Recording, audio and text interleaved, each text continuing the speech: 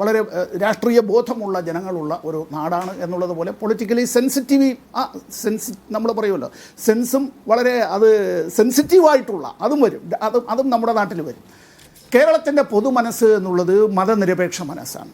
ഇവിടെ കോൺഗ്രസ്സിന് UDF ശീർഷ കോൺഗ്രസ്സിന് ഒരു പിണറായി ഫോബിയുണ്ട്. പിണറായി വിജയനാണ് മുഖ്യ ശത്രു എന്നുള്ള നിലയിലേക്ക് ഇന്ത്യയിൽ ഇന്ന് അധികാരത്തിലുള്ള BJP നേതൃത്വത്തിലുള്ള ഗവൺമെൻറ്റിനെ നിയന്ത്രിക്കുന്നത് മാത്രമല്ല, വേദിയിൽ സെൻട്രൽ സ്റ്റേജിൽ നായകസ്ഥാനത്തേക്ക് RSS കടന്നു വന്നിട്ടുണ്ട്. RSSൻ്റെ പ്രഖ്യാപിത ശത്രുക്കൾ എന്നുള്ളത് മുസ്ലിങ്ങളും ക്രിസ്ത്യാനികളും കമ്മ്യൂണിസ്റ്റുകളും ആയിരുന്നു 3 ആഭ്യന്തര ശത്രുക്കൾ എങ്കിൽ ഒരു 5-6 കൊല്ലത്തിന് മുമ്പ് 5 ശത്രുക്കൾ എന്നുള്ള നിലയിലേക്ക് അതിനെ വ്യാപരിപ്പിച്ചിട്ടുണ്ട്. എങ്ങനെ?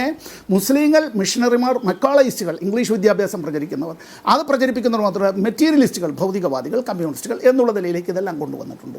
അത്തരത്തിലുള്ള കാര്യങ്ങൾ വരുമ്പോൾ ഇതിൻ്റെ ഭാഗമായി തന്നെ അവരുടെ അടുത്തുള്ളത് മീഡിയ വൺ ഉൾപ്പെടെയുള്ള മാധ്യമങ്ങൾക്ക് എങ്ങനെയാണ് 48 മണിക്കൂർ നിരോധനമുണ്ടായത് എന്നും അതിൽ നിങ്ങൾ ഉൾപ്പെടെ ചില മാധ്യമങ്ങൾ മുട്ടിലെഴയാതെ നടത്തിയ പോരാട്ടവും അതുകൂടി ഓർമ്മിക്കുക.